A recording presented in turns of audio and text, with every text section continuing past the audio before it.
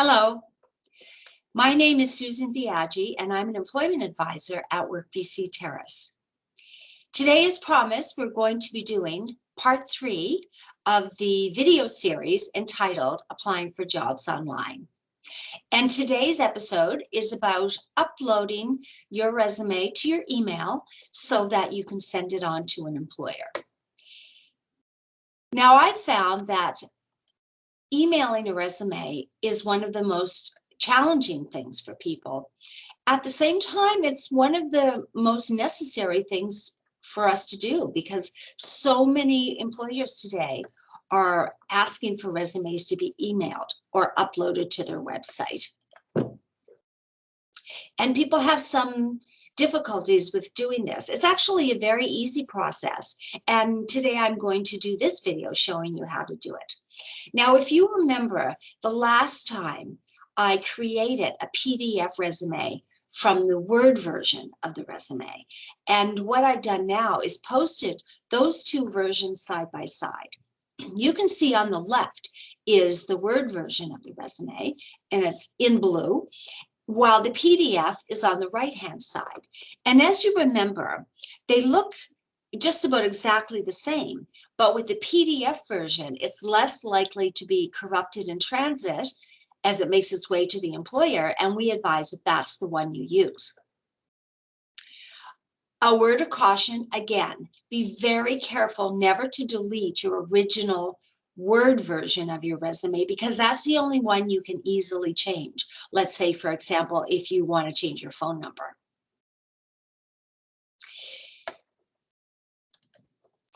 Now you can see here that I've opened Jilly Jobber's email account. Jilly Jobber is the fictional job seeker that we refer to here at WorkBC Terrace.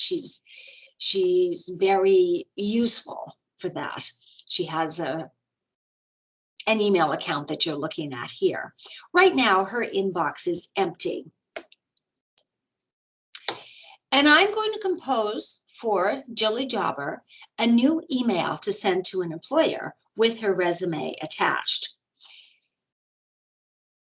Now, if you use a service provider other than Gmail, yours will look a little different. But if you look somewhere on the page, you'll see, for example, a word that says new message. Mine says compose, but yours may say something else. But if you look carefully, you'll see how to open a new message. It's probably very similar wording. Now, here is the message we're going to be sending. For today's purpose, we're going to assume that Jilly is sending a job application to our company here at WorkBC Terrace, and I've put the address in the to line of the email, as you can see, as indicated by the red arrow.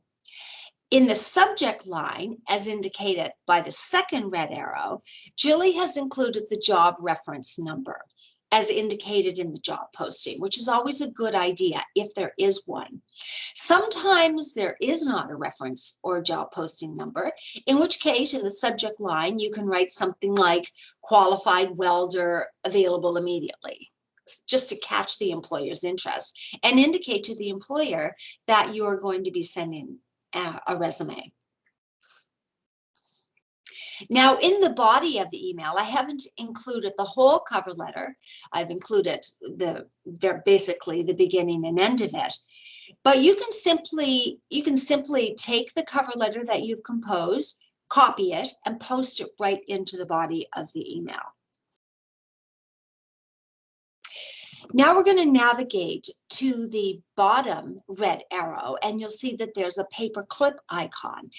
Now, in Gmail, that will indicate that that's the place that you're going to attach a document, in this case, a resume. If you're using another service provider like Yahoo, for example, or MSN, it will look slightly different. And you really want to get familiar with your email program so you know which one is the attachment icon. Now, once I click on that paperclip, it's going to take me to the file explorer of my computer. And I've indicated by the red arrows here sort of what that will look like. Now, if you click on PC, this PC, it will show you the various files on your computer. For convenience sake, I've placed my resume and cover letter, or Jilly Jobber's resume and cover letter, on the desktop. You can also put them in the documents folder, which is quite a safe place to keep them. And then you would have to go find the documents folder on your computer, but it's all indicated in the File Explorer box.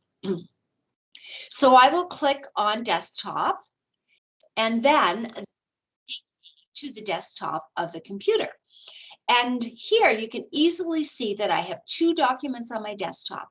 One is the original Word version of my resume, and one is the PDF. And of course, I'm going to choose the PDF version for the reasons I've outlined before.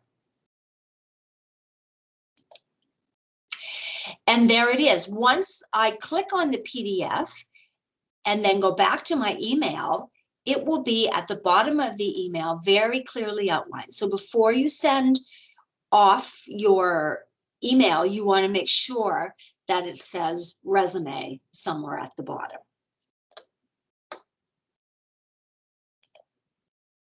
And then you simply click send. After that's done, if you want to go look for the copy that you sent, and I suggest you do this so you know it's been safely sent, navigate to your sent file in the email and you'll see it right there. And as you can see, after I sent it, that email that I sent to the employer is there in the sent file. And this is a very good place to store your resumes for future use, because you can forward them to another employer and simply change the name of the employer in the body of the email.